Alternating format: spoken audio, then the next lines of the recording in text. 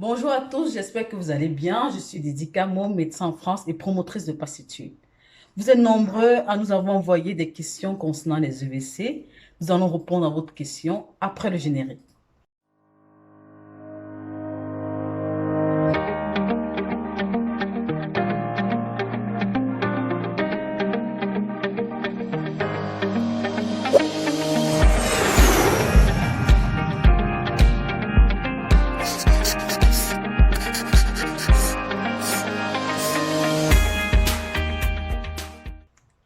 La première question qui nous a été posée est de savoir est-ce qu'on peut déjà s'inscrire aux EVC?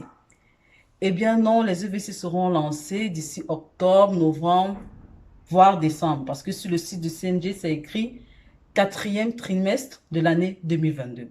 Donc, d'ici ces mois-là, vous pourrez vous inscrire aux EVC et les épreuves débuteront en 2023. Je vais vous mettre le lien du CNG qui donne exactement ces informations-là.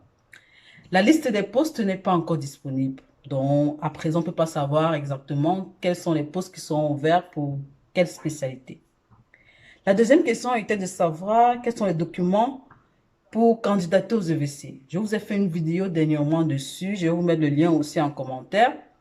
Sachez que de façon globale, vous aurez besoin de votre diplôme, d'une attestation de maîtrise de la langue française et de votre passeport ou carte d'identité.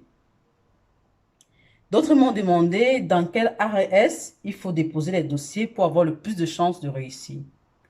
Sachez que l'ARS n'a aucun lien avec votre chance de réussir.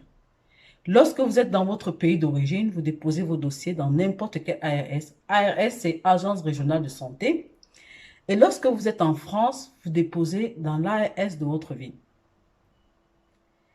Et à la fin, lorsque vous allez réussir les EVC, on va repartir selon votre rang, selon les places disponibles. Donc vraiment, l'ARS dans lequel vous avez déposé votre dossier n'a aucune importance.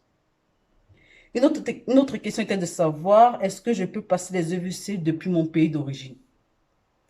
Eh bien non, pour candidater, oui, tu peux le faire depuis ton pays d'origine. Mais pour passer les épreuves, c'est en France, principalement en Île-de-France, au Rungis. Et les épreuves se font sur une journée. Donc, tu ne peux pas passer tes épreuves de ton pays. Tu peux avoir ton visa touristique, tu viens composer et tu rentres. D'autres m'ont demandé si un médecin généraliste peut passer les EVC de gériatrie. Oui, j'en parle aussi dans une autre vidéo. Si tu es médecin généraliste, jusqu'à preuve du contraire, tu peux passer les épreuves de gériatrie et de médecine d'urgence. Et de médecine générale, bien sûr. Et aussi, sachez qu'à la suite, tu devras faire un DU de gériatrie parce que logiquement, tu n'es pas gériatre à la base. Donc, tu dois passer deux DU, médecine de la personne âgée et coordonnateur en santé. Donc, tu auras DU à passer. Ces DU ont remplacé la capacité. Certains m'ont demandé c'est quoi la suite après les EVC. Eh bien, après les EVC, vous avez 2 années de consolidation à passer dans des établissements hospitaliers. Après ces 2 années-là, vous passez devant une commission et là, vous êtes inscrit à l'ordre des médecins français.